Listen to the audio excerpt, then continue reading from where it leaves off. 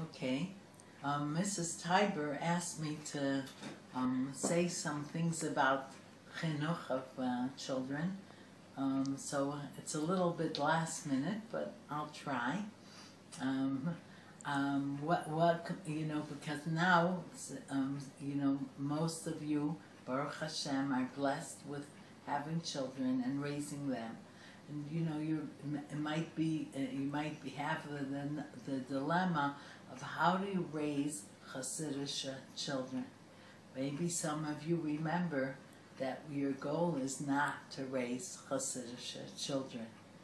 You're shocked, but your goal is to raise Hasidic adults.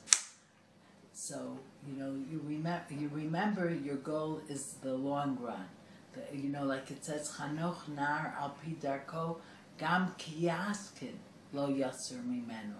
That's the goal. I mean, I can get immediate that the children should be Hasidic. Even that's not easy. But the real kunst, the real trick, is to make them be Hasidic when they're independent, that they will want to be Hasidic. And sometimes you can make them a Hasidic child, but this is not the good ingredients for, in the future, a Hasidic adult. That's one thing. Another thing I was thinking, it's a big question. The Torah says, that women make the biggest difference to their children.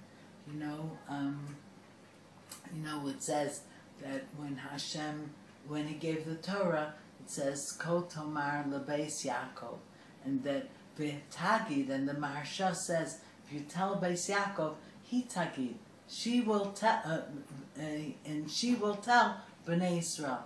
You just have to educate the women, and they will educate the men. But there's a big question here, because really, we know that the men are mashpiyim, and the women are makabel. So why do we say that chinuch is dependent on the woman if the woman is a makabel? Right? So I think it is davka.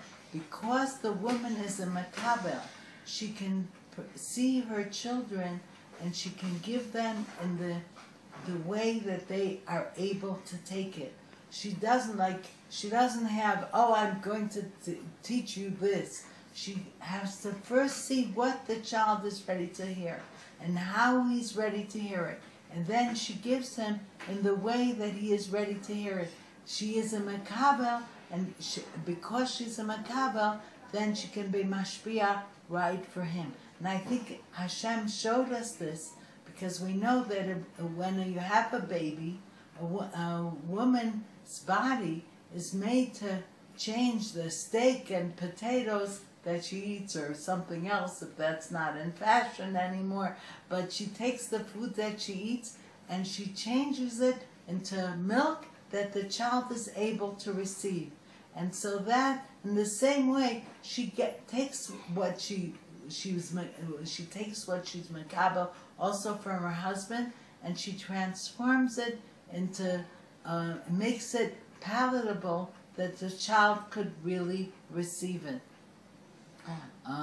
And that's why, this is one of the things I said, if someone asked me, how do you get your children to listen to you?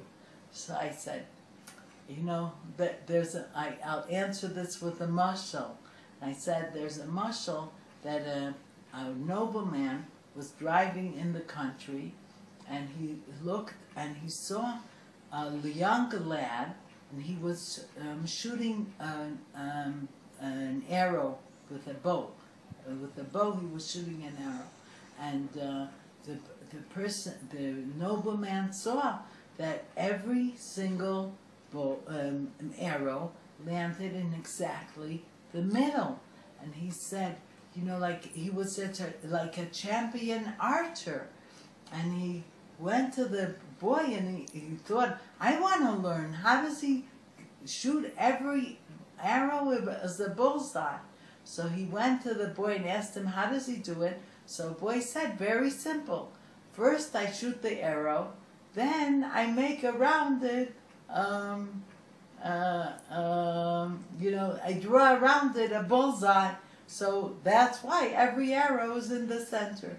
I said I would first look, is the child ready to do that? And that, what the child is ready to do, that's what I was asked him to do. But I think, you know, it really, I mean, it's only, you know, that it's partially true. But, you know, you shouldn't ask for things that you know that it's too big for the child. It's too hard for him.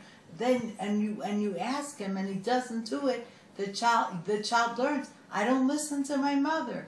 But you should pay attention that you really ask him things that are within his capacity. And also, with time, I mean, and then, you know, like I said, you should pick your battles. You shouldn't fight about everything, because you're going to just show to the child how weak you are. But if you pick your battles and you really want the child to do this, and you really think he can do this, then the child will do it, will do it. We know the Rebbe very much emphasized how much, as women, we make the difference to the world, to the next generation. And, you know, I heard once that, you know, people think the important people are the people who make policies and they're hidden in rooms. They sit and they make policies. But they are not the real important people. The important people are the ones who build the next generation. It's how you educate the children. I mean, the fact that, you know, a person can make all kinds of laws, but we make the people who will be able to, will have to keep the laws. And by by creating the children to have Yiras Hashem and to have Chasidisha Midos. That's one of the things I would think, you know, that, and I think that's one of the things I was thinking, all right, that, you know, because with Midos, I think that's where we have the biggest influence. And it says, you know, that, all right, if you want to turn it off, and I'll try again in a few minutes. I'll think about it, and then I'll get, yeah? Okay. Okay. I get you.